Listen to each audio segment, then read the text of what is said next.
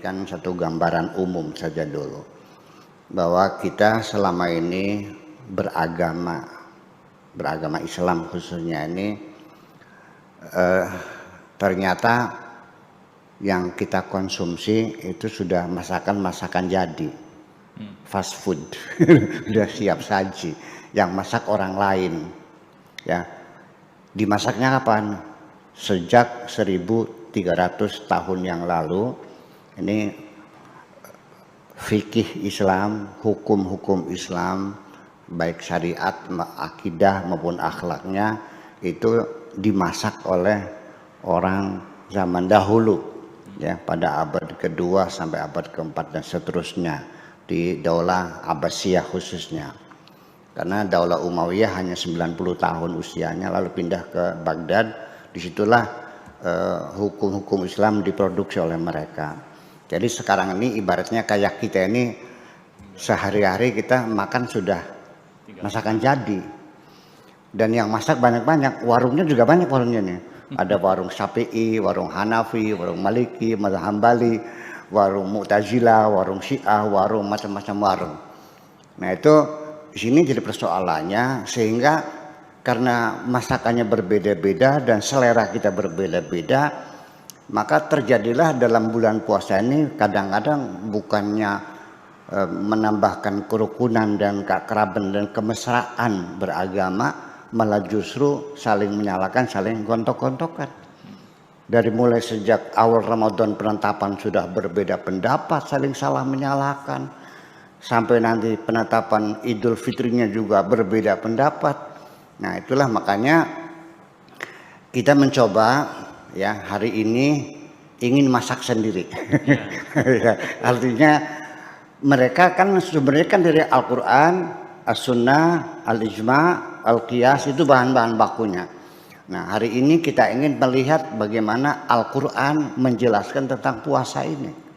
Jadi nanti supaya diharapkan nanti ke depan orang Islam tidak usah bertengkarlah ketika menghadapi perbedaan-perbedaan semacam itu. Ya, jadi kita merasa tidak nyaman begitu. Ya, Tuhannya sama, kitabnya sama. Ya kan, kok jadi berbeda? Ya ternyata itu beda masakan. Istilahnya interpretasi. Karena beda menginterpretasikan Al-Quran, maka akhirnya terjadilah warung-warung yang bermacam-macam itu. Ada warung Padang, ada warung Tegal, ya kan, ada warung Cirebon, warung Jamblang dan sebagainya. Oke. Oleh karena itu, coba saya ingin melihat langsung saja dari Al-Qurannya bagaimana para ulama, para mujtahidin ketika mereka membaca Al-Quran, lalu mereka memasak, mengolah sampai menyajikan menjadi sajian siap makan pada kita ini semuanya. Ini ayat Al-Quran yang berbicara tentang bulan puasa itu adalah di surat Al-Baqarah, ya, ini surat Al-Baqarah, mana tuh?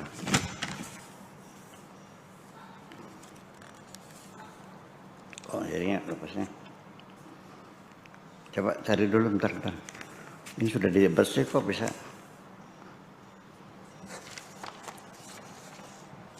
Satu 183 ya. Mata saya agak ini.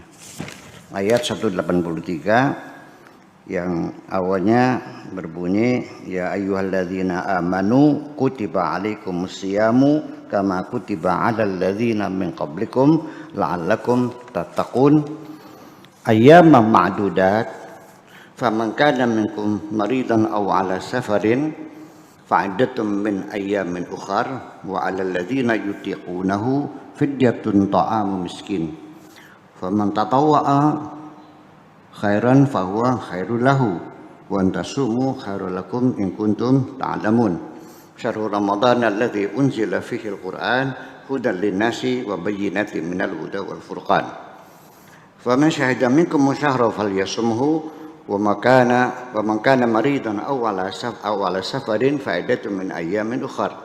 Yuridullahu bikumul yusra wa la yuridu bikumul usra wa litukmilul 'iddata wa litukabbirullaha 'ala ma hadakum la'allakum tashkurun. Wa idza sa'alaka ibadi fa inni qaribun ujibu da'wata da'i idza da'ani falyastajibu li wal yu'minu bi la'allahum yarshudun. Itu adalah ayat-ayat tentang bulan puasa. Kita mulai. Pertama, Allah memanggil orang-orang yang beriman untuk diberitahukan bahwa puasa itu wajib. Jadi Allah memanggil orang-orang yang beriman, ya ayyuhalladzina amanu. Kenapa tidak memanggilnya ya ayyuhalladzina aslamu? Kita orang Islam, seolah-olah sehari-hari saya muslim, agamanya Islam. Tetapi setiap Allah akan memerintahkan sesuatu, yang dipanggil adalah keimanan, orang yang beriman. Kenapa demikian? Jadi artinya bahwa Allah tidak memanggil ya ayyuhalladzina aslamu karena belum tentu siap melaksanakannya. Yang sudah siap melaksanakan itu adalah orang-orang yang telah beriman. Jadi kalau demikian maknanya bahwa level keimanan itu lebih tinggi daripada keislaman. Nah, di dalam Al-Quran juga diceritakan bahwa ada beberapa orang sahabat datang menghadap kepada Kanjeng Nabi, lalu mereka mengatakan qalu amanna, ya Rasulullah kami beriman. Rasulullah melihat dengan perasaan yang sangat sensitif itu, kayaknya nggak pas nih. Ya.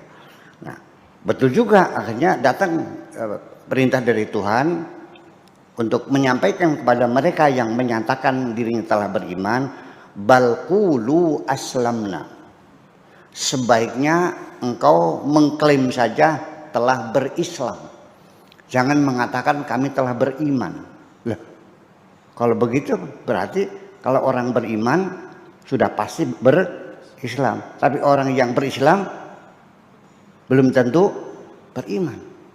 Itulah makanya yang dipanggil adalah orang yang beriman, ya ayyuhalladzina amanu. Kenapa? Apa sebabnya mereka itu diperintahkan untuk menyatakan telah berislam, jangan beriman? Alasannya adalah walamma yadkhulul imanu fi qulubihim. Karena keimanan belum masuk di dalam hati mereka. Jadi mereka sudah sholat, sudah zakat, sudah puasa, sudah haji, sudah sah kita sebut sebagai muslim. Tapi apakah dia mukmin? Belum tentu. Karena belum tentu orang yang muslim itu juga mukmin. Jadi kalau Islam itu lebih didominasi oleh persoalan syariatnya semacam itu. Ini satu demikian. Kemudian yang kedua, setelah Allah memanggil ya ayyuhalladzina amanu kutiba alaikumus syamu. Kutiba dalam bahasa Indonesia sebenarnya kan diwajibkan. Di dalam bahasa Arab, kataba itu berbeda dengan wajaba. Berbeda dengan farada. Farada artinya lain, fardu. Wajaba wajib. Kalau kitab, nah di sini kenapa Allah mengatakannya itu kutiba alaikum, bukan wujiba alaikum atau furida alaikum? Pada banyak ayat sering furida, tetapi di sini puasa kok kenapa kutiba? Dari sisi prosedur instruksi saja, ada perintah secara lisan, ada perintah secara tulisan.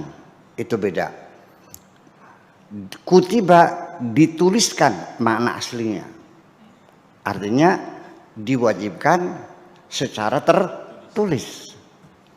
Nah, kalau furida itu diwajibkan secara ucapan. Ini beda sekali. Apa artinya bedanya? Begini. Sesuatu perintah yang disampaikan dengan lisan, Pak Fakar besok datang ke rumah ya. Dengan Pak Fakar besok engkau saya angkat menjadi kepala sekolah sanawiyah di pondok ini. Nah, perintah yang sifatnya resmi itu pasti harus dengan secara tertulis. Jadi sudah ada SK-nya, ada memorandumnya, ada stempelnya, ada tantangannya. Nah itu sudah menjadi perintah yang sifatnya sangat kokoh sekali. Tetapi kalau furidah saja, itu bisa saja ada pengecualian-pengecualian atau bisa saja dirubah suatu ketika. Mari kita buktikan kenapa puasa disebut kutiba, kalau saum itu adalah tidak disebutkan kutiba, zakat juga tidak kutiba dan sebagainya. Mari kita buktikan ketika seseorang jatuh atau datang haid, dia tidak sholat, ya begitu salah suci lagi diqodho enggak. Tapi bulan puasa, perempuan tentang haid, dia kan tidak boleh puasa. Nanti Syawal dibayar enggak? Jadi karena perintahnya lebih kokoh. Kutiba alaikum. Itu satu.